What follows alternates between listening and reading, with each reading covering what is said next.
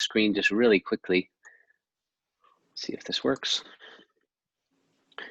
Well, first of all, like Laura said, we're super excited to host this call. I believe it's our 4th policy call, and each one is garnering more interest, and we're getting better and better at kind of setting them up in a way that really connect the different pieces and allow for some co-creation. Let me just briefly introduce who we are, who the organization that's kind of organizing this is. Hello Europe is an Ashoka initiative, and for those of you that don't know what Ashoka is, just really briefly, Ashoka is the organization that created the term social entrepreneur about 30 years ago, a little more than 30 years ago. And one of the main activities we do is find and select social entrepreneurs, and by that we mean people that are creating initiatives that solve the world's most pressing problems. It doesn't mean they're businesses, generally they're nonprofits, by the way, but they're looking at systemic problems from the root and solving them. And you'll meet at least one of them today, maybe a few more. But for many years, we've been selecting social entrepreneurs from all around the world and working with them to figure out, how do you address systemic issues and change systems? What does that look like? And more into the topic of how in that process do you create a world where everyone's a change maker, where everyone has the confidence and the tools to create change. So this has kind of shaped the idea of Ashoka, and what we've done over the years is also develop specific initiatives over topics or groups of social entrepreneurs. We've worked a lot on youth, on health, and different issues. And in 2015, we launched Hello Europe in partnership with a number of other organizations, initially to address the need in Europe around migration, the need that many migrants were coming to Europe, migrants and refugees, and there was a need for quick solutions that already worked. We realized there were solutions from all around the world that were already proven, were empowering migrants and citizens, and so we built the first part of Hello Europe, which was accelerators, to find solutions from around the world and help them scale to Europe. Because we keep finding in the social sector, often things start very small and it takes a long time for innovation to happen, but there's very few mechanisms to scale great ideas from one country to another. Since then, Hello Europe has turned a bit into a collective voice of innovative and empowering citizen solutions in the field of migration. And what we aim to do is change migration from a divisive issue to a system of solutions and change makers. And as everyone on this call knows, that's becoming a greater challenge, but we're also seeing a lot of solutions emerge. There's kind of 3 big challenges that we address. One of them is the scaling challenge. We identify and spread proven, impactful citizen solutions from around the world. I'll give you a couple examples in a second, but you'll meet some of them today. The second thing we work on is what we call the policy challenge. We realize there's a gap between policy making and social entrepreneurs and social innovation. It's not an intentional gap, but they just work in different languages and different sectors. And that's the main purposes of calls like this, by the way, is to connect different sectors, because we realize innovating social entrepreneurs have a lot of great ideas. They're on the field, they're discovering kind of how to make things work. And policymakers want to put that stuff into policy. How can they work together to co-create new policies, to share ideas, to find ways forward? And that's part of what we're doing with this policy salon. And then the third challenge that we're addressing is what we call the narrative challenge. We discovered that narratives around migration at best are based on kind of a concept of pity or compassion, versus the reality, which is migrants are change makers, eager to contribute in potential or actualized. And they need to be leading the conversation and part of the conversation. So that's the other piece we work a lot on, is identifying great leaders from a migrant background in the social sector, connect them with each other and with other social entrepreneurs, and support them. Just 2 more things, and I'll pass it back to Laura, just to give you a picture kind of numbers. We've run 11 accelerators across 14 countries in Europe, and now we're expanding to Latin America and potentially Africa and North America.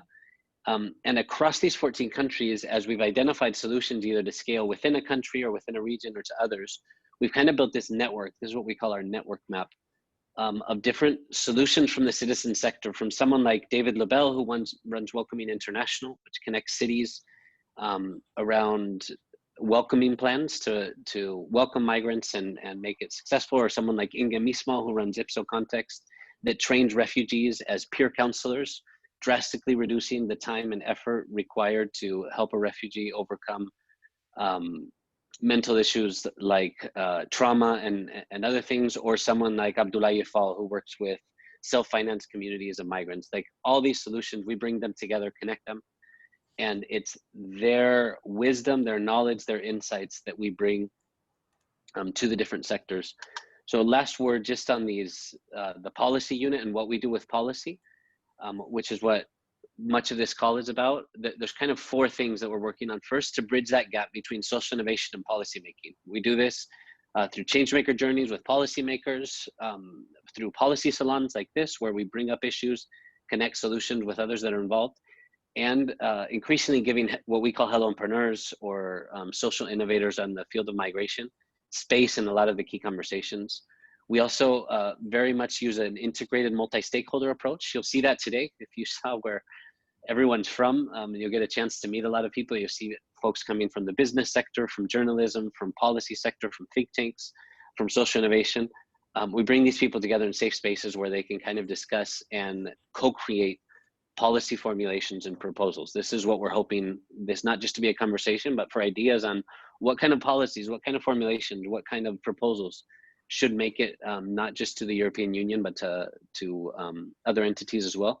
And finally, we're working very hard on changing the narrative around migration and really finding places to give the proper space to leaders from a migrant background. And again, you'll see some of this today. Let me just put this last slide on. If you're interested in more information, I know a lot of you have signed up for our newsletter. We'll send out some stuff there. If you're interested in more, please feel free to reach out to any of us from the team. I'll put these emails in our chat as well. And I'll give this back to Laura. Thank you. Thank you very much, Kenny. Indeed, as he was mentioning, this is our 3rd, not 4th policy salon that we have been organizing, and some of you might have already attended one of them in the past, and we are glad to see you again with us. This is part of a series of discussions around the impact of COVID-19 on refugees and migrants. The previous 2 that we had were on how to reformulate or transform radically the mass accommodation centers, including also refugee camps. And the second one that we held was on how to rebuild cities in a more inclusive way after COVID-19. Today's policy discussion will evolve around the role that migrant workers play in our societies and how can we capitalize on the recognition that they have earned during this pandemic response. As some of our speakers will argue later on, this sudden realization that we have had, which has led to some European governments implement regularization measures, present us with an opportunity to rethink the way the migration system works. You will hear from a phenomenal panel of experts today to discuss the challenges and opportunities of this reform process from different angles. But before giving the floor to our very own Ashoka Fellow Gonzalo Fanjul, who will be setting the tone of the conversation today, let me quickly guide you through the agenda and give you some housekeeping remarks. We will first hear from all the panelists, and we are very excited to announce that we will also be having with us MEP Damian Vosselager, who will deliver a keynote closing speech at the end. We will then have 15 minutes for a short questions and answer session. So feel free already during the presentations to start posing your questions or comments in the chat box so we can collect them and bring them back to our speakers quicker. Please mark your questions with an asterisk at the end of your questions so we can differentiate them from your other comments. This will be very useful. Thank you. And after this, it will be your turn to contribute. You will be broken into breakout groups to discuss each of the topics in detail. Each group will then report back to the main stage, and we will give our speakers a time to make final reflections. So that you know what to expect from the next 2 hours, I'm pleased to give the floor to Gonzalo Fanjul, who's an Ashoka Fellow and co-founder of Ad Por Causa, a Spanish foundation combining cutting-edge social research, independent journalism, and innovative forms of storytelling. He will introduce us to the debate on regularization taking place currently in Spain and how it serves as an illustration of the opportunities in the wider migration reform system. So the floor is yours, Gonzalo. Thank you very much, Laura, and thanks, Kenny, and the team of Ashoka, who has been extremely helpful in trying to bring all of us together and trying to put all these ideas forward. And I hope that this is something that continues and helps us put together a group of reformists that unfortunately is not so crowded, but I think it's I think it can certainly make the difference in the coming months in the European Union and elsewhere. No? So, I mean, just to say one word about Por Causa as an organization, as Laura said, we are an improbable coalition of capacities that identified the low quality of our public debates as one of the core problems of our democracy, one of the core problems, one of the core obstacles in terms of addressing the challenges of poverty and inequality in our societies. And we combine the capacities of journalists, of social researchers such as myself, and that's what the moderns call storytellers, people that are able to tell a story to craft a story in a way that is appealing to a society that informs itself in a different way than we did just 10 or 15 years ago. No? So what we try to do is not just trying to influence the conversations that are taking place, which is very important when it comes to migration and certain aspects of it, such as the continuous violation of human rights in our southern frontier, but we also try to open new conversations. We try to provide the society and the public opinion with the elements that will allow us to take certain debates in a different direction. And I think that this is exactly what we are trying to do today with this conversation when we talk about resetting the migration regime and try to offer alternatives to a model that, for many reasons, I think that it's a model that it is broken. So let me tell you very, very briefly the case of Spain. Spain is a country that has 7 million migrants, approximately around, it's something between 13 and 15% of our population. But what happened? Yeah, good. Sorry, let me. Sorry, there was a microphone open there. So what we identified is a conversation that was starting to take place during the COVID crisis related with the situation of irregular migrants. Irregular migrants, that is workers living in an irregular administrative situation, were at the trenches of the COVID debate, both as victims, as one of the groups that was being hit hardest during the crisis, but also as part of the solution to COVID. We could identify informally the role of irregular migrants in many of the key sectors that were critical in the response to COVID, from the low qualified sector of the people, of the riders that were taking services to the door of the houses, to the highest levels of qualification in nursery or in health services, or in specialized care for the elderly in certain residencies. No? So we tried to dive into this debate in light of what was happening in countries like Portugal and Italy, where regularization processes, limited as they were, but regularization processes at the end of the day were taking place. And what we did was to open a research project. Let me share with you some of the elements that we found out. I hope that you can see the slides here. No, Laura, I think it's okay.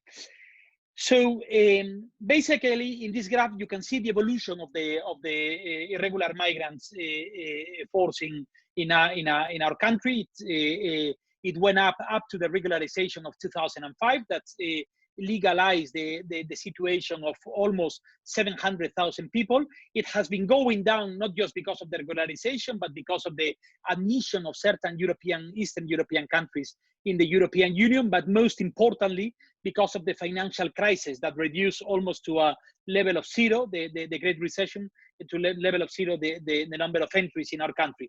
And it went down up to the lowest level of 2013, 2014. And from then on, it has been continuously going up up to a level that we calculate right now, and this is a calculation that was done for the first time last year by the Migration Policy Institute, but we have confirmed that the number of irregular migrants in our country is around something between 390,000 and 470,000 people. And we provided a picture of this population that was counterintuitive, completely counterintuitive for our societies.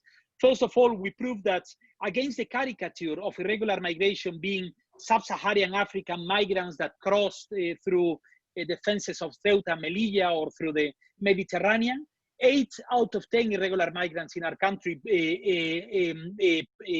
they come from Latin American countries, most importantly Venezuela, Honduras, and Colombia, that they arrived legally in the first place, either with a temporary work permit or as tourists or as asylum seekers. So they did not arrive to the country on illegal terms, that they are extremely young, that there is a demographic bonus in this population, most of which are below 40 or even below 30 years old. And most importantly, that they are 300,000 of them are already working, most of them in sectors that we can consider essential in general terms for the economy, as the European Commission describes this sector, but most importantly, during the situation of COVID. No?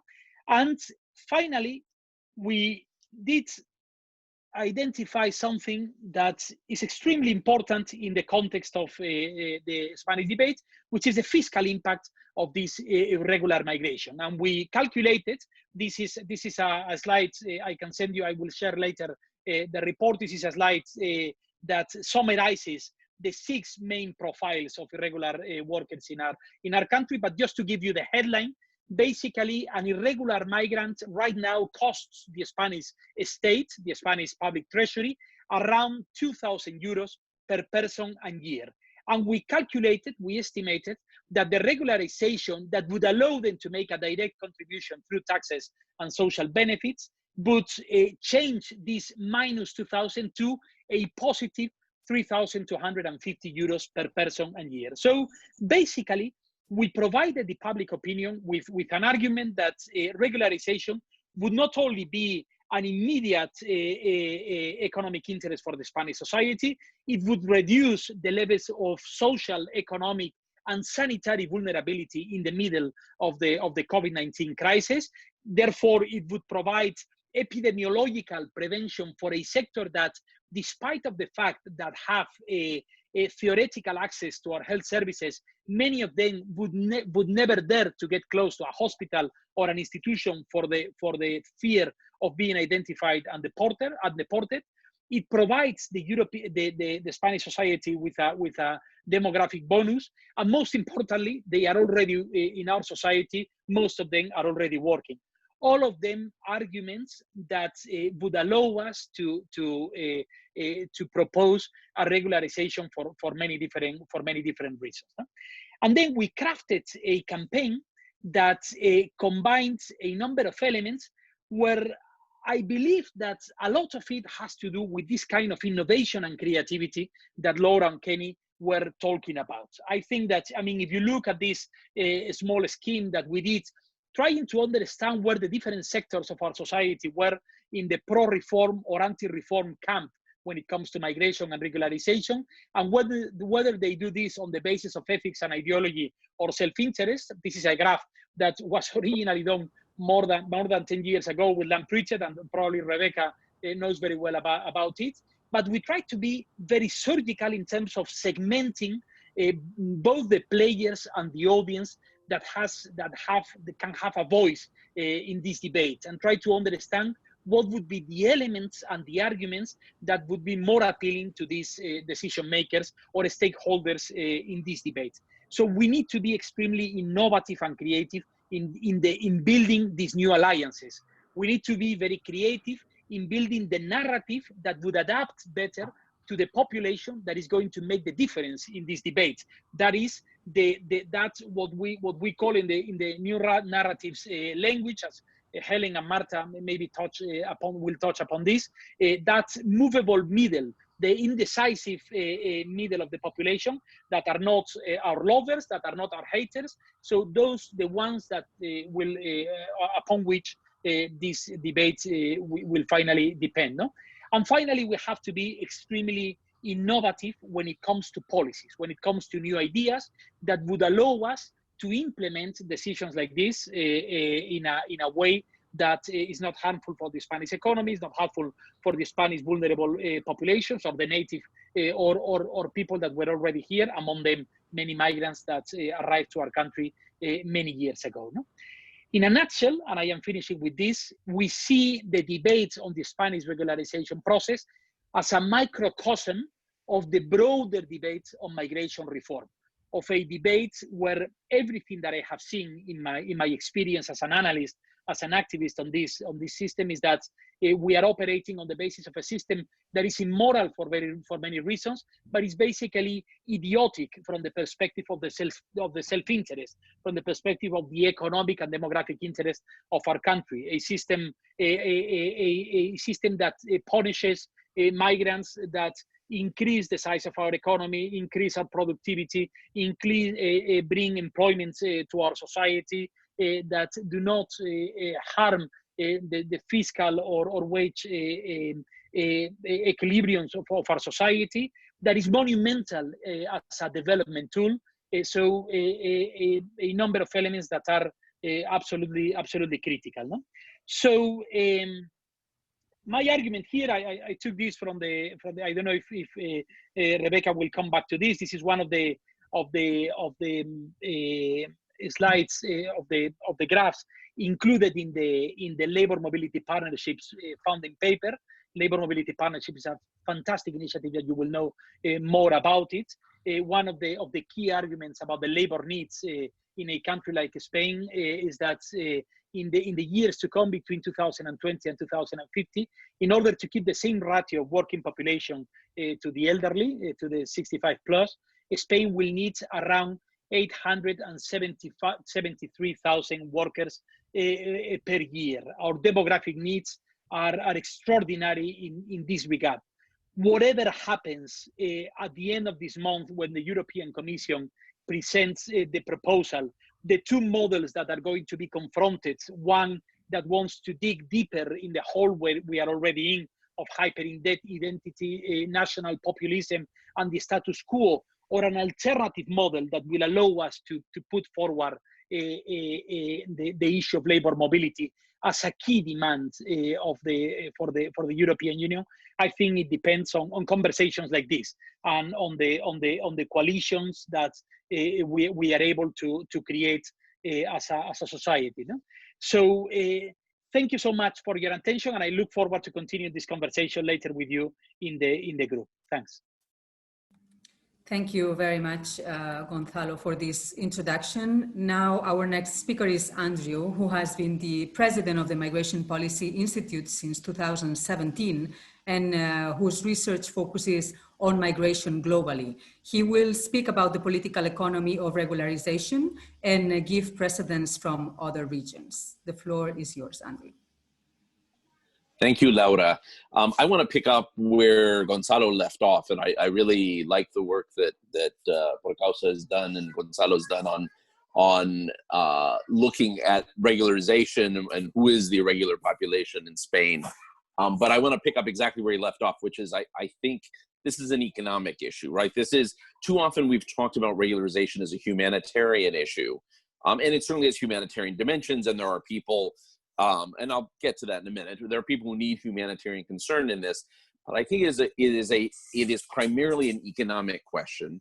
And this might seem a strange time to have this conversation. We're in a high unemployment global recession right now. So the notion, a lot of people are just automatically allergic to the notion that this is a time you would regularize people, you would create job competition because you're bringing people into the formal labor market. But actually, this is the time to have this conversation, because it's not about bringing people into competition with workers. It's about taking advantage of the human capital that we already have in our countries. Okay, and I come from a country where we have, somewhere around 11 million people who are undocumented. I'll come back to that in a minute because it's not entirely true either.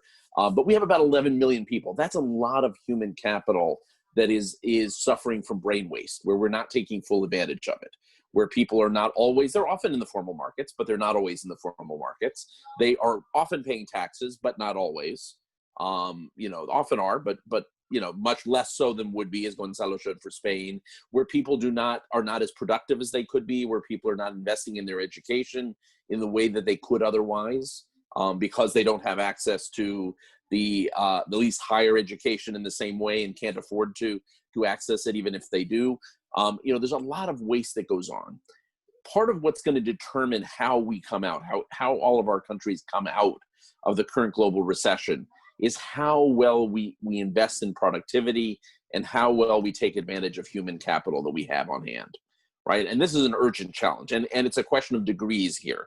There is no magic solution to coming out of the current global recession, but each country is going to have to look at what they have on the table. And one of the things we have on the table in many of our countries is an undocumented population, or partially documented population, or irregular population, which is sitting there and not as productive as it could be. Not as productive in paying taxes, but also not as productive in the labor market because they can't be, right? And so this is one of those things, if you talk about, Michael Clemens talks about dollar bills lying on the ground, right? This is sort of one of those dollar bills lying on the ground, or euros lying on the ground, that we should be thinking about how we pick it up and use it, right? I mean, how do we actually take advantage of what we already have? So I think that is the first, overarching way to think about this. And at the same time, connected to that, think about how we tie in labor pathways. And I know some of my colleagues will talk about that in a minute as well. How do we then create labor pathways that make sure people are not coming into irregular situations in the future, and also deal with our humanitarian protection systems in a way that makes sure of that, right? So there's some fixing that needs to be done. So let me throw out 4 propositions as we think about this. The first is that irregular populations are not monolithic. And I'm going to use the United States, which is the case I know best on this, but I'm sure this is true in everyone's country in slightly different ways. When you look at the irregular population, we've been looking at it in the United States, for example. So we were looking at numbers yesterday, day before yesterday, about 11 million people, 11.3 million people that we have in the irregular population, the undocumented population. But then, that includes DACA. So DACA, young people who've actually been given work permits, as well as deferment from deportation by President Obama, and has now been reaffirmed by the Supreme Court. So that's about 600,000 people. So they're undocumented, but they're actually highly documented, and actually mostly part of the legal economy. So that's one group that's on a different path. We've got temporary protected status, which actually got an adverse court ruling 2 days ago. So we don't know what's going to happen, but you have another little over 350,000 people in that category there. That's 1 million people. But those people, at least for now, depending what happens to them, they are highly documented. And many of them have been documented for 15 or 20 years. So they're part of the undocumented population, but they actually are people who have legal work authorization and a right to stay in the country. Now, we may reverse that and send them back, or at least revoke their legal status. But those are populations that right now actually have legal status, even though they're in the undocumented. We also have a number of people who actually are counted as undocumented, but in fact, they have employment authorization because they're asylum seekers. And that's another, we don't actually quite know what that number is, but there's a large number of people in that, hundreds of thousands that are in that have some sort of legal status. You can add to that. So, turns out there are people who have deferred deportation, who also have temporary legal status. You start to add it up. We have 1, 2, 3 million people who in fact are documented in that undocumented population. We also have some other groups. So if you're going to start to think about how do you approach regularizing populations, there's a bunch of people we've legalized, but we've never fully legalized them, right? They have some sort of temporary status. That's sort of low-hanging fruit you could think about how do you give people some certainty, because yes, they do have a little bit more productivity, but they don't have full certainty they're going to stay that way in the future. So those are groups that you want to think about. How do you provide them some certainty so that they can invest long-term in their stay in the United States? And we all have those populations in one way or another. There's other populations. I mean, in the United States, we have 1.3 million people, according to MPI colleagues who calculate these things. We have 1.3 million people who are married to a U.S. citizen or a U.S. permanent resident, but are barred from adjusting their status, because when we deport people you have 3 or 10-year bars usually. And so these people have 3 or 10-year bars. They're not able to apply for their status, but they're married to someone who is legally present in the country and often a citizen. That seems like, you know, sort of non-controversial judgments. They usually have citizen children. You know, you start to get into non-controversial areas where reasonable people might actually be able to reach agreement. You could think about essential workers as another category, something that, you know, Italy has talked about, for example, you know, who are essential workers in agriculture or other areas that really have mattered during the pandemic and medical fields, so on and so forth. So my first point is we should think about this when we talk about regularization. Think about, you know, we talk about the unauthorized or the undocumented or the irregular population, but there are often actually multiple populations there. And so there are ways of being creative and thinking about this. And we have to sometimes be pragmatic in that sense. Secondly, really need to fix our asylum system. And my colleague Hannah Behrens at MPI Europe, who's director of MPI Europe, has done a lot of great work on this in the European context. But if Moria and the fire in Moria has taught us anything, we're housing people for months and years at a time while trying to figure out what to do with their protection needs is a really bad idea. And it's a bad humanitarian idea, but it's also just wasteful of human capital. It's wasteful of people's productivity. It's wasteful of resources. I mean, it is, you know, both from a humanitarian perspective, tragic, but also why would you want to do this at a time when we're trying to pull our economies out of a deep economic recession? And so beginning to think how we fix asylum systems, we make them efficient and effective. You know, we are generous with protection, and at the same time, we're expedited also in returning people that don't meet criteria. It is a really pending challenge, right? And it is the kind of thing that would help us do justice to people fleeing from persecution at the same time as not keeping people in the limbo status, right? And so that's a huge pending assignment for all of our countries. Third piece that goes with that is thinking about those that need some sort of blanket protection. And we've seen this in Latin America, for example, with the Venezuelans. Gonzalo referenced the Venezuelans in Spain, who are now the biggest group of asylum seekers in Spain. But, you know, Colombia, Peru, now Ecuador, Brazil and Argentina, among others, have given Argentina is a slightly different case, but Brazil have given blanket protection to people who've arrived from Venezuela, assuming that there is no way they're going to deport them back to Venezuela. You can't deport people back to a country that's imploding and collapsing. Spain has done something similar also, in certain cases, providing humanitarian protection to people who've been denied asylum, realizing that they're not going to deport people back to Venezuela. But there is a call for realism here, right? You know, there are certain people for whom you can make a judgment and you can send them back if they don't meet the criteria. Maybe you can be generous on the criteria, but some people aren't going to make the cut no matter what, and you can send them back. I mean, and you know, it may not be something we feel good about, but you have to have a standard somewhere. There are places for which you are not going to send people back. You know, Venezuela may be one of those right now. Syria is certainly one of those right now. And so beginning to think about, are there people who you don't need to put through the asylum system? And finally, the very last thing that I would say is, Latin America is done with about 1.2 million people. So you can do it in large numbers of people. It's finally thinking then about legal pathways, and others will talk about that. But how do you create the legal pathways? You know, you would say right now, why would we do that with unemployment? This is the time to do it so that we prevent irregular flows in the future. You know, even if we start small, this is the time to think, we know people are coming to the United States from Honduras and Guatemala. Let's start building some labor pathways now before those large flows start. Even if we start small with pilot programs, let's get smart about this. So thank you. Thank you very much, Andrew, for this very comprehensive picture in the US mainly. Now we turn to Marta Foresti. We go back to London now. She's the director of the Overseas Development Institute in Europe, and she will be presenting examples of initiatives and campaigns to recognize and better support migrant essential workers in the COVID-19 response. The floor is yours, Marta.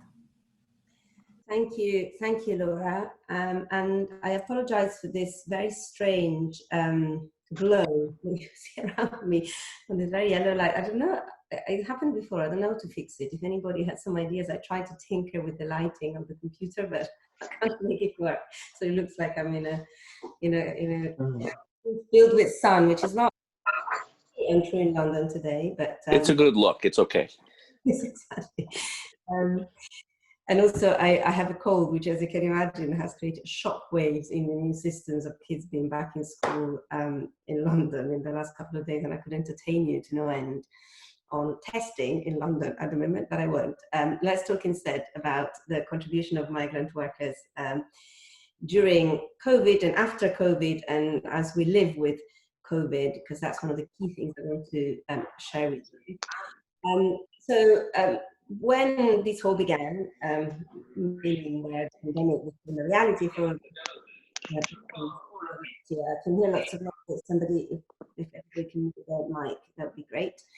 I began to keep an eye on what was happening out there in various countries on migration and COVID. And it was partly sparked by just an observation that very early on in the UK, but in the US and in Italy, where my family is from, there was a very rapid recognition of the role of essential key workers in the COVID response. To give you a very practical example, as my kids' school closed, the decision was made that the schools will remain open for the sons and daughters of key workers, for those who were involved in the front line of the COVID response. And at the same time, working on migration, I picked up immediately the signs that the narrative that was also developing out there naturally was one of concerns for people in very crowded refugee camps not being protected and becoming infected, concerns about the fact that migrants without regular status could have difficulty accessing healthcare.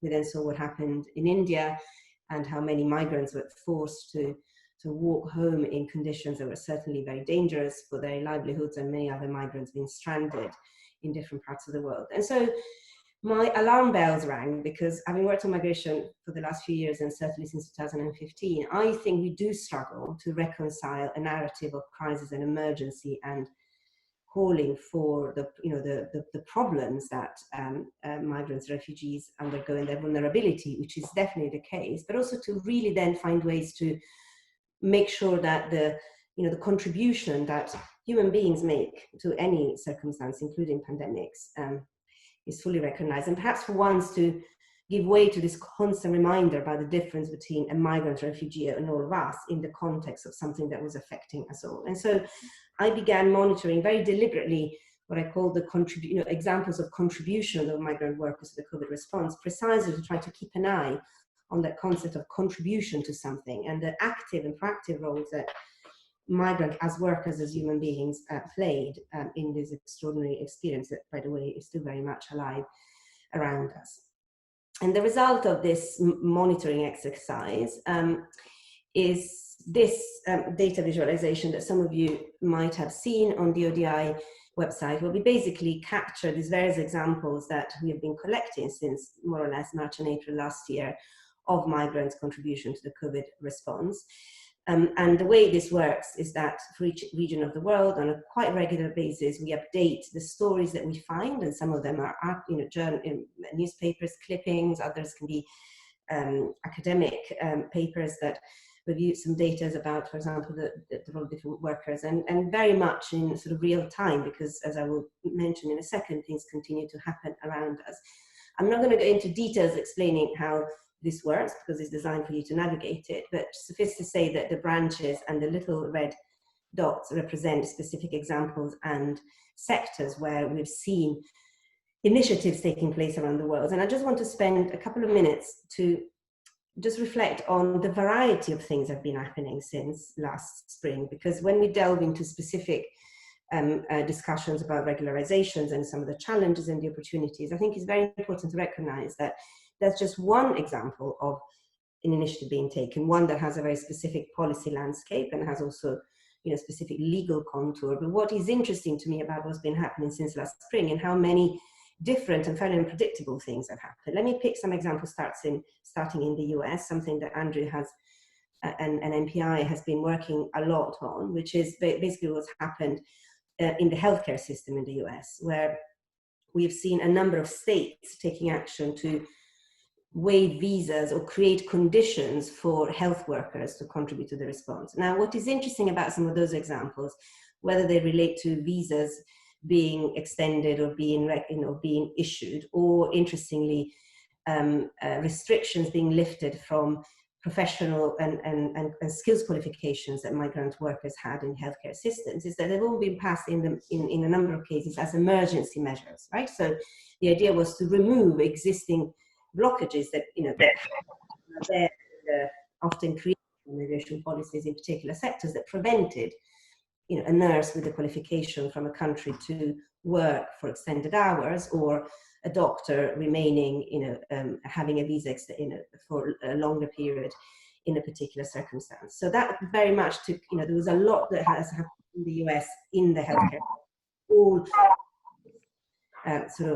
heading, again, if people can please mute their microphone, of, emergency measures to lift restrictions that existed for various workers to contribute to a particular sector of the society. Moving on to Europe, we have seen a number of cases where we all discovered that foreign workers was pretty key as seasonal workers in the agricultural industry. So, for example, I mean, I've seen in the UK in a number of countries.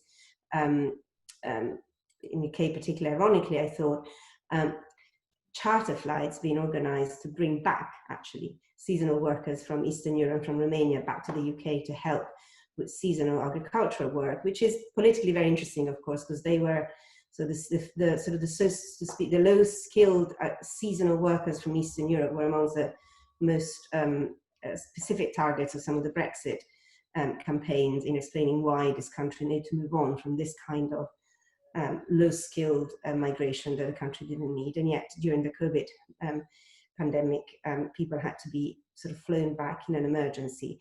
And so what is interesting about, there is something specific about Europe in the agricultural sector. We'll talk a bit more about regularization, but there is a lot of debate, for example, on what has happened in Italy, where a regularization initiative has been put in place specifically focused on sectors like agriculture and social care, with lots of limitations on the level of rights that those targeted could enjoy. But again, this idea that we have sort of looked at this phenomenon of migrant workers' contribution to COVID response from different sectoral perspective, and different sectors have very different needs and very different arrangements when it comes to work permits, when it comes to seasonality, when it comes to skills recognition. And then another, sorry, I got it wrong, because that's not the way to navigate this. Another another typology of interventions, and here we're moving to Asia, sorry, has been to extending protection, protection measures to migrant workers. Let me see if I can. This will be an example, for example, from China, right, where we've extended temporary assistance to temporary or other forms of assistance to migrant workers in particular circumstances. Again, a little bit under this understanding that until we're all protected, until we all have access to food and medicine in a pandemic, nobody can be protected, and nobody can, can contribute and collaborate to avoid the spread of the virus. So I deliberately chosen these very different examples for a number of reasons. First, to give you a sense of how much has been going on, how much is still going on, and how much of this actually is now becoming very, is evolving in the context of not so much the emergency aspect of the pandemic, what we are hoping to move towards, and it is the landscape of the reset and the recovery, and what we will all need to restart in this new normal. And this is news from yesterday. That some of you, I'm sure, have seen, that France is taking the initiative to fast-track citizenship applications of some of the migrant workers that go foreign. Interesting, the language in this article is very interesting. The foreign workers that have contributed to the during the lockdown and to the COVID response. What is interesting about this, two things to pick up. One is who these initiatives are targeting: care workers, refuse collectors, security guards, and childminders. I started my conversation with doctors in the US. You've seen that we have covered the range of skills that that workers have, migrants or not migrants, which is interesting because so much conversation about the future migration policy rests on strict sort of categorization of skills level and the desirability of different skills level that countries want to focus on. And yet COVID has taught us that people with very different ranges of skills are needed during the pandemic, and even more so in the recovery. And the other very interesting thing about this initiative potentially is the language of solidarity and generosity that for once goes both ways. So it's not solidarity and generosity towards the migrant workers, but also recognizing their solidarity and generosity towards us, towards all of us, because of the role they played during the lockdown and during the response. And I think that's meaningful because, in my view, we have for too long relied on stories of migration that had very fixed narratives, even the better intentioned ones, the ones that wanted to point to the vulnerability, to the humanity, to call for a sense of humanity to extend to migrant workers as if their conditions and their almost identity was different than those of everybody else and needed different levels of protection, which is not untrue, but I think has produced an unhelpful division, an unhelpful divide in our societies, where the migrants, the refugees, the migrant worker is someone other than me, other than you, other than what our future societies need and live with. The other interesting things to learn from these evolving landscape of not so much policy, frankly, but of local level actions that mayors, state governors, little villages or different regions in different parts or in different countries around the world have taken, is that in the main they are far from being ideal reforms. They're all very partial. They target particular sectors. They don't cover full sets of rights. In the UK, there has been a lot of debate around, for example, the government getting it wrong, focusing only on healthcare professionals and not in social care professionals, and having to do one of the many U-turns of the last few months to address these divides. In Italy, there's been a big debate on how unworkable and how potentially unfair the reform is, because it doesn't guarantee, for example, access to full health rights to the agricultural workers in ways that it does in other sectors. Many of these initiatives are time bound. They're designed to be, in many of these visas are extended for a year, for 6 months, until the end of the emergency, so to speak. So we are certainly not in front of any solutions, so to speak, or a panacea. And yet this is significant change, and particularly when you take it, as a combination of initiatives, this demonstrates that things can change, that things can be done.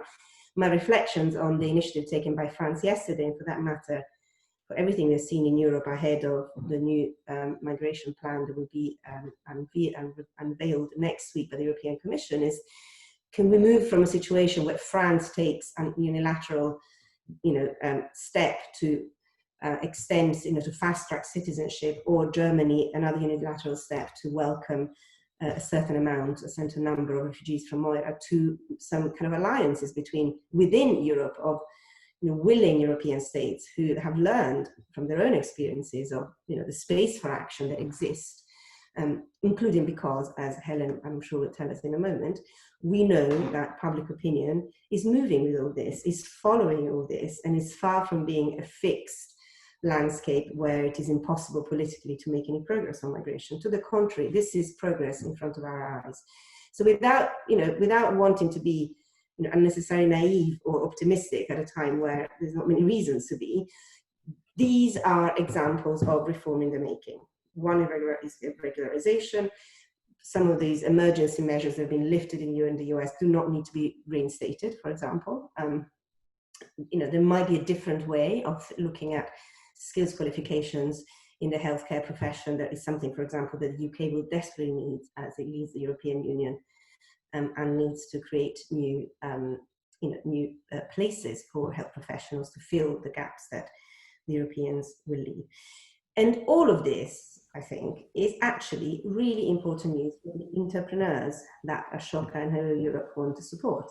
Because if you are a social entrepreneur that has spotted that there is a moment to rethink, for example, the models of social care in aging European societies, or ways of providing learning for children that will be in and out of school, certainly mine are, in the next few years, it would be very handy to know that there are different categories of workers that you can rely upon, that have legal status, that have their papers in order, that are willing to contribute to the recovery, the reset, and the building of the new normal. And so this is an area where we need businesses, and particularly innovative and forward-looking entrepreneurs and courageous entrepreneurs to actually take action and show how we can build on these experiences to create a different landscape to work in the recovery.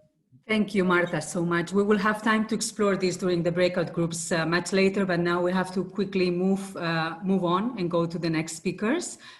So without further delay, I will give the floor to Helen Dempster. She's the Assistant Director and Senior Associate for Policy Outreach for Migration, Displacement and Humanitarian Policy at the Center for Global Development. She will be speaking about narratives and policy options to address the migration reform. Helen, the floor is yours. Thank you so much, Laura, and I'm really glad that all of you have made the time to tune in today for what has definitely shaped up so far to be a really fascinating discussion. I'm sure will continue to be so. So I was asked today to talk a little bit about narratives, and I think this is particularly important given that sort of negative public opinion is often given as a reason why European policymakers can't enact proactive policy reforms. And I'm here today to tell you there's more space there than you actually think there is. So I want to start by outlining some data that we recently published in a new ODI paper that came out on Monday. It surveyed all global, regional, and national polling data on what people think of immigrants and immigration. Now, what's interesting is that data has shown in the past that Europe is actually the most negative region in the world. But that being said, there are huge variations within Europe and within countries.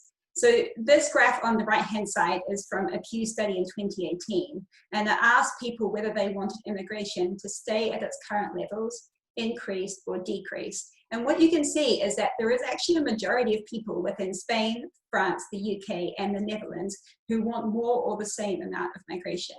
Even in countries like Sweden and Poland, that's only just shy of 50%. And the support is increasing. So this is the same question, but the difference between 2014 and 2018. And you can see that in all countries by Germany, the number of people who want more migration has actually increased.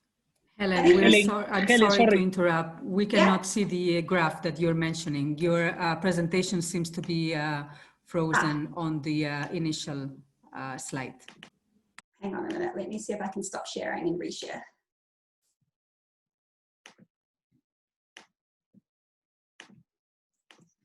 Because the graphs are vaguely important to make the overall point. Can you see it now?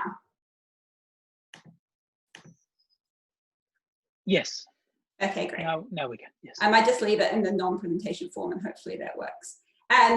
So yeah, just going back to the point I made before, this graph shows that the support for people wanting more migration has actually increased in all countries apart from Germany over the last 4 years.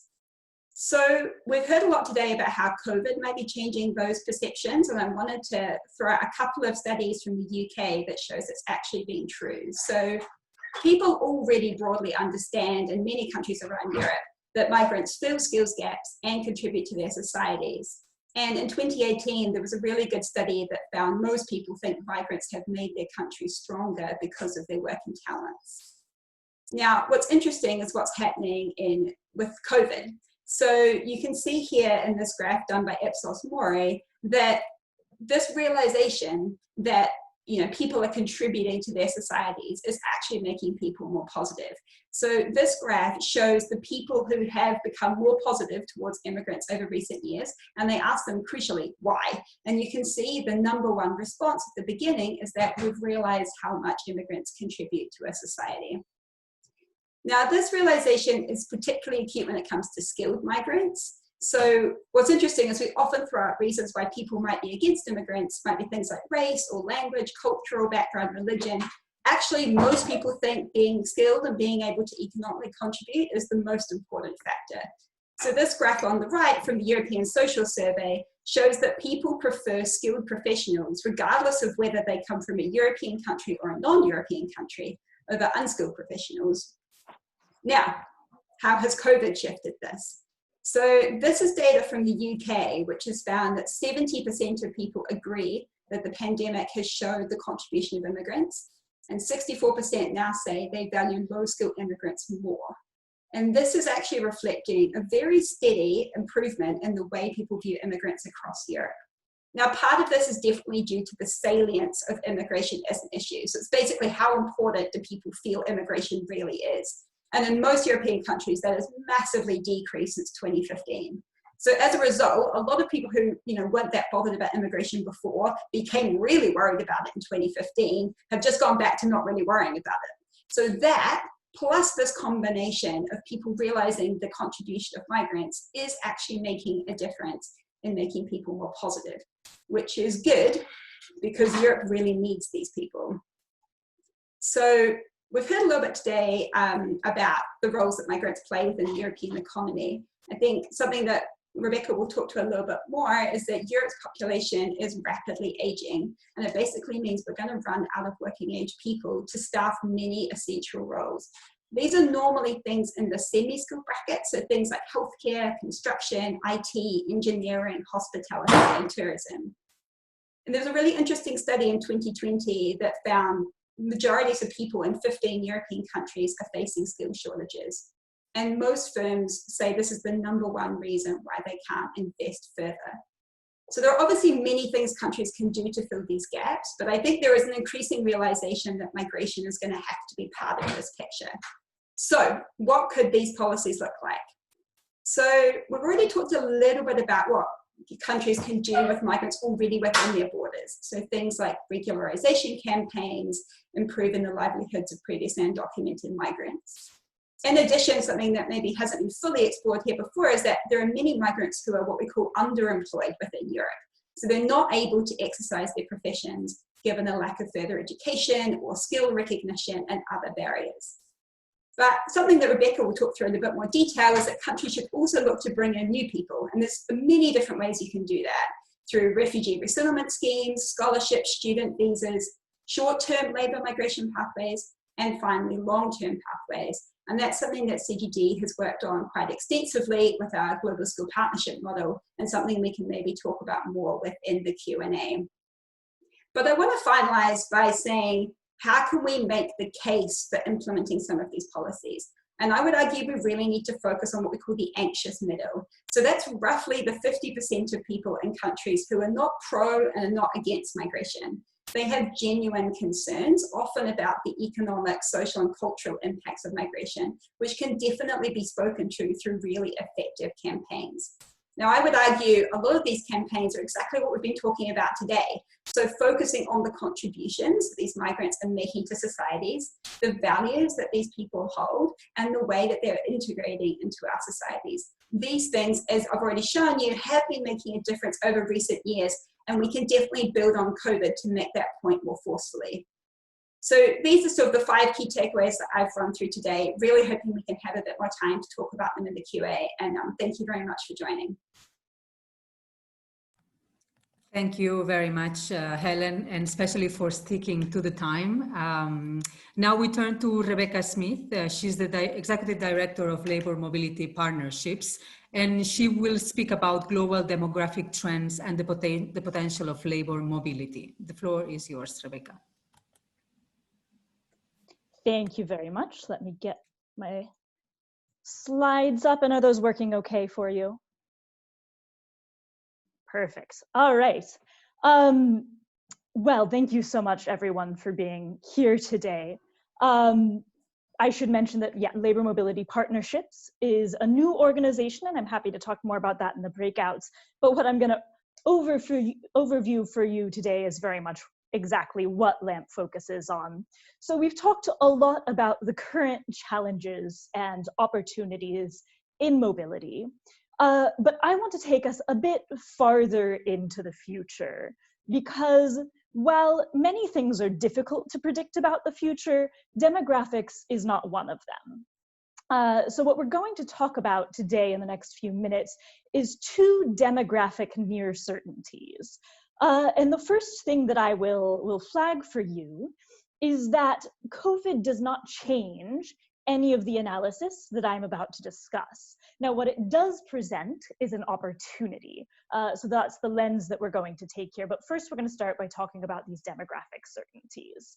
So the first near certainty is that the working age population in most high-income countries is declining, while elderly populations are growing. And on the left-hand side, you can see some of our analysis of what those changes look like by 2050, and you can see that many of them are quite large. China's decline is in fact so dramatic that we had to drop it off the graph. China, there was even more recent analysis saying that by 2100, China's working age population is predicted to drop by more than half. So by 2050, in a scenario with no new migration, and that will come and be important in a minute, OECD countries are projected through this very predictable demographic analysis to lose 92 million working age people from the current size of their population and gain 96 million elderly people, which means that in order to maintain their current working age to elderly ratio, high-income countries would need an additional 400 million workers by 2050. Now, I know that this ratio of working age to elderly sounds abstract, but it really isn't. It's very deeply baked into the design of our pension systems and our health financing systems. So while it sounds like a very technical thing, it actually impacts all of our lives on a day-to-day basis. So this leaves us with high-income countries having three options. First, they can have more babies. However, first, this is currently moving in the opposite direction, and past policy attempts to make this happen have not been successful.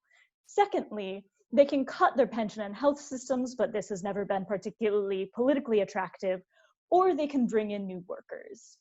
This also has very specific implications for employers, because what this means is that they face labor scarcity rather than labor shortages.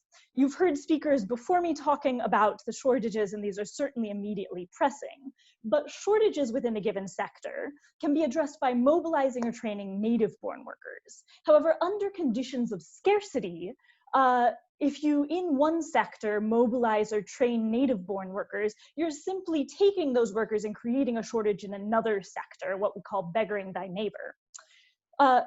This condition of scarcity also tells us that we can't solve the labor problems that we're facing in the future only by regularizing or mobilizing immigrants in the country now. And Helen has already warned you that that is an argument I would be making. So scarcity for these employers,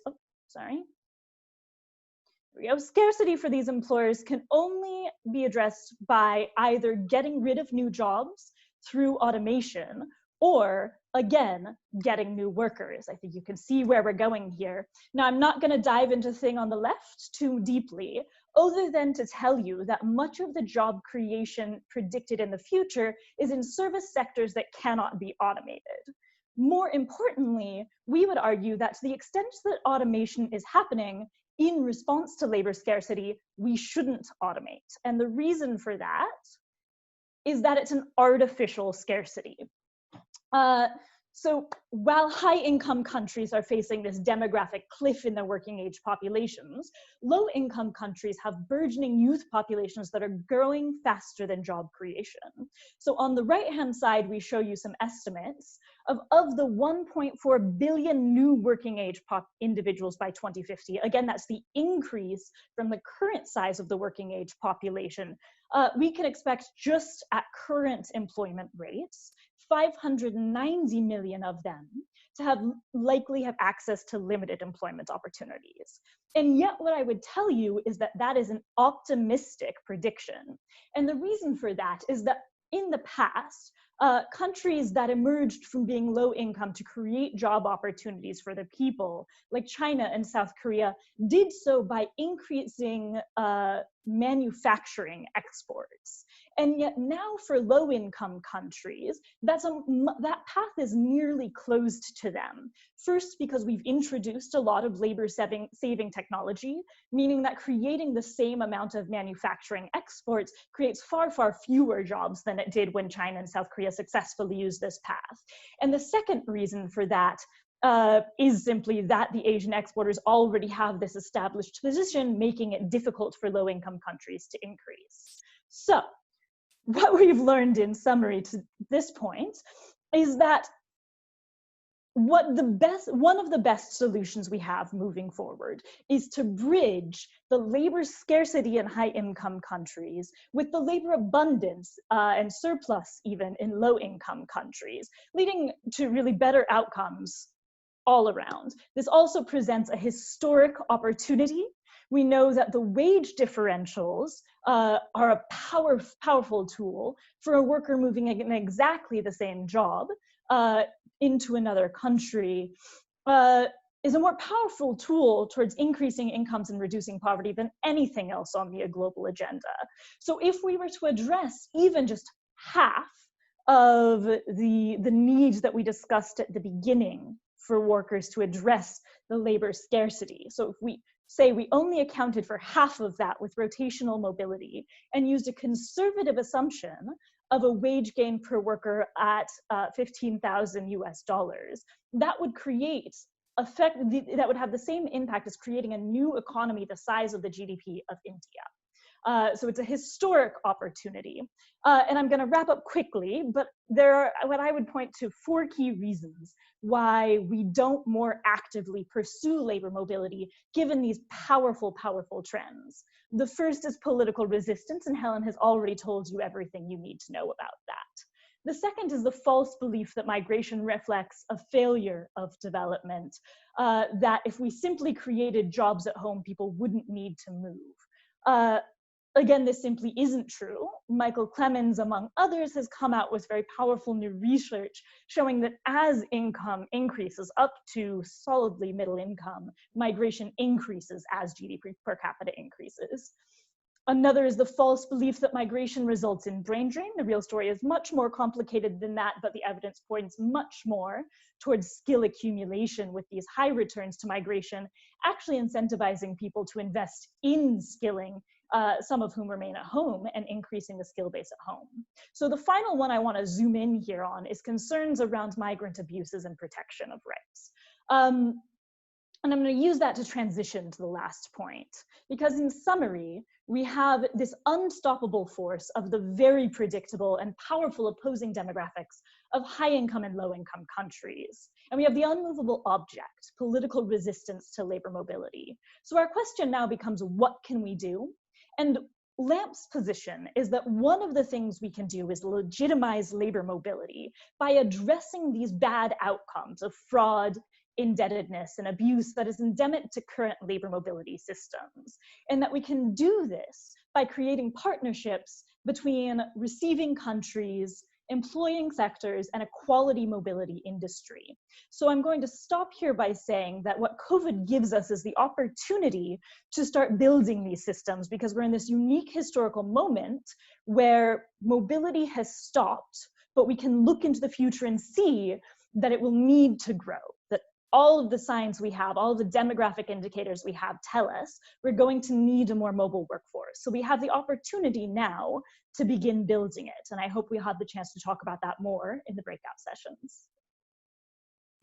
Thank you so much, Rebecca, for this presentation. We now turn to Barry Kane. He's a migrant rights activist, and he will be telling us about his own experience of regularization in Spain back in 2005, and also look at how, I mean, the migrants' capabilities should be recognized in our societies more and more. Barry, the floor is yours. You will need to unmute yourself. All right, so hello everybody. My name is Barry Kane. I'm a citizen, a Spanish citizen. So originally from Senegal. So I was a part of that experience on 2005 in Spain. I was in Barcelona. So since there, it's passed like 15 years, and now I can say that that fact changed a lot my life, because before that I wasn't able to do nothing. I was like just a number in a country, and I couldn't get nothing. So I couldn't use my skills, because before I was a student of social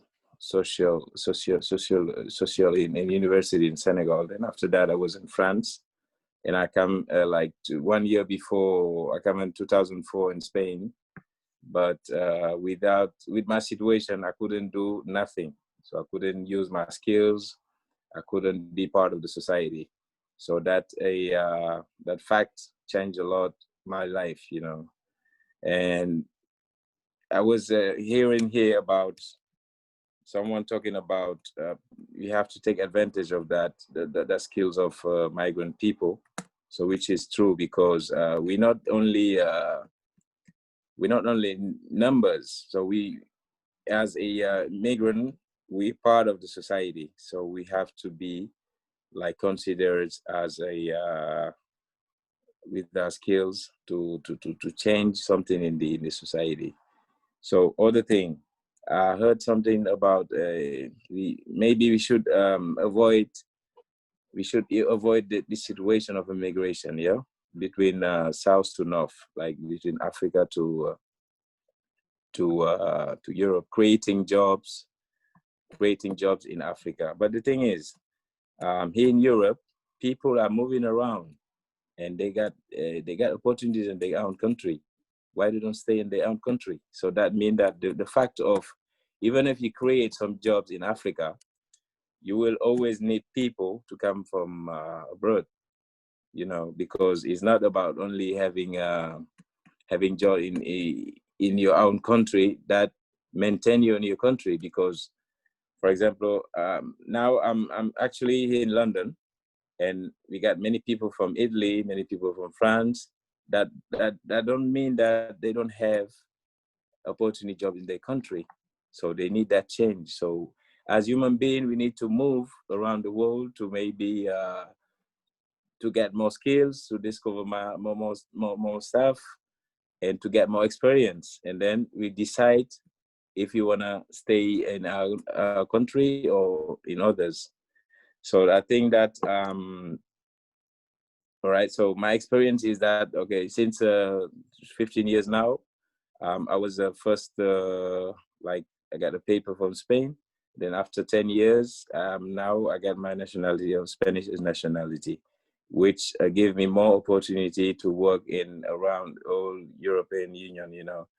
And then I was in France before, to for example, work with I used to work with embassies, and also I used to work with many organizations of organizations who work for immigration, to give them opportunities. So, and to give them opportunities to be part of the society, and to give them skills, and to give them advices to how to get papers, how to be regulated, and things like that. And also I'm part of a foundation of a singer, I don't know if you know or not, Baba Mal. He got a like a foundation to help people in Africa, in Senegal especially, to stay there and try to get their own economic possibilities. So this is more or less my presentation of myself. And I think that under the slogan agenda of 2030, no one left behind to this situation. So I think that this pandemic show us that the more vulnerable people is the immigrants, the migrants. They are one of the society that they suffer more, because they don't have access to the basic things, you know. And I think that even if they don't have paper, they are participating in the society, and they are giving their part in the society to make the society better, even if they don't have the paper. So I think that it's very important to regularization, to give them their papers, and to avoid that situation of vulnerability, which is affect the society here in Europe. Okay, so this is my little contribution, and then after we will develop more stuff. Okay, thank you so much.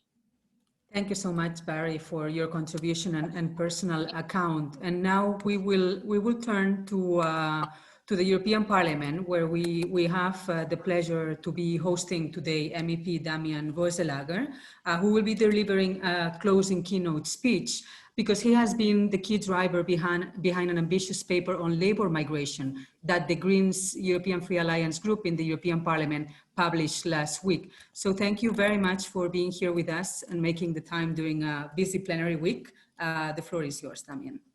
Thanks a lot also for having me on such a short notice. I mean, for me, this exercise was really about listening, and I'll try to basically describe a bit what I take away from the several speakers, which were very insightful, if that's fine for you. But just maybe before I do that, to just explain about myself. So this is my first mandate. I just joined politics rather late, so I come from the private sector.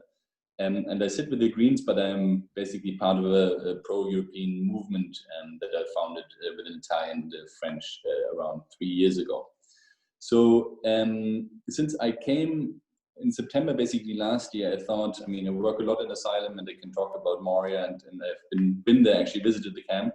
But I also thought always that labor migration can put a bit more of a positive narrative and can get us, like many allies, together when it comes to the different perspectives that you have also outlined. And so I pushed in September already to have a new own initiative report in the European Parliament, basically a parliamentary opinion written on new pathways for labor migration. That was luckily taken up, and we're currently working on that, which is very nice. I also submitted like a pilot project to the Commission, which is like this idea that you can, as a parliamentarian, put a project there for a European talent pool and a matching platform that would basically go a bit in the direction of an expression of interest-based model for Europe as well, for those who are more familiar with this kind of work.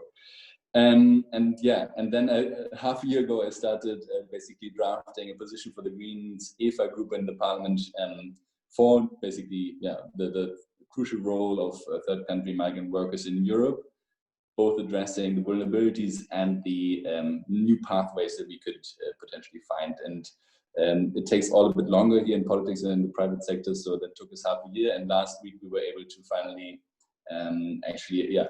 publish that. Let me actually share it with you here in the chat. I think I have the link saved exactly, so you can check it out if you want. And in this whole process, my whole idea is that I think we are at a very opportune moment. I think there are actually a lot of players who are positive to this. We have the German presidency now, we have the Portuguese presidency from January onwards in the council. So there is a window of opportunity, and I think in general, I believe that if we push very hard, if we try to get the different actors aligned, and you're doing a great job here, and we could potentially make the next step towards a more European approach to immigration as a whole. And so, I mean, for me, it's really an open invitation. My office is very has open doors physically and symbolically to do that, and I will definitely push for that with everyone who's willing to do that. So let me just quickly run through. From Gonzalo, I learned a lot about the fiscal impact. Minus 2,000 for those who are irregular, plus 2,500, I think, for those who are regularized. So that's quite good. And I learned that we can move the debate. Because there was this little matrix, and I could see that, it's actually possible. It's not static, but it's really up to us to try to move the debate to a more positive narrative. From Andrew, apart from the fact that we waste human capital and are treating people inhumanely in Moria, which is definitely true. You also mentioned a lot about the overall waste of human capital and the support for the economy, and that we should be smart about what we're doing. I fully agree, and that's, I think, the reason why I submitted that pilot project in the first place. To Marta, I learned already that regularization in many different countries is bringing fruits. So that's something that obviously as a regulator I care very much about. We also honestly looked at your tree quite in detail when we wrote our program, because it's quite helpful to understand what the different countries are doing. And then when you read it, you will see that we cited some of the examples for European countries which are already taking steps in the Corona crisis to basically improve the situation of migrant workers and refugees.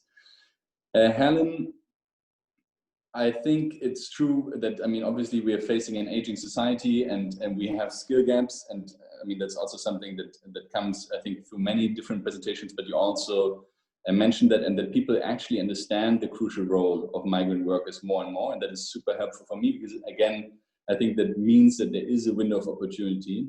I also, and that brings me back to Gonzalo, I think it's not only, you know, we shouldn't do politics based off polls, but it's helpful to see the shift. But I do believe that we can influence these polls quite strongly with the stories that we tell. That's why, I mean, our paper is called The Crucial Role of Migrant Workers, and I very much, I'm very happy that there's an overall positive trend from what you are describing.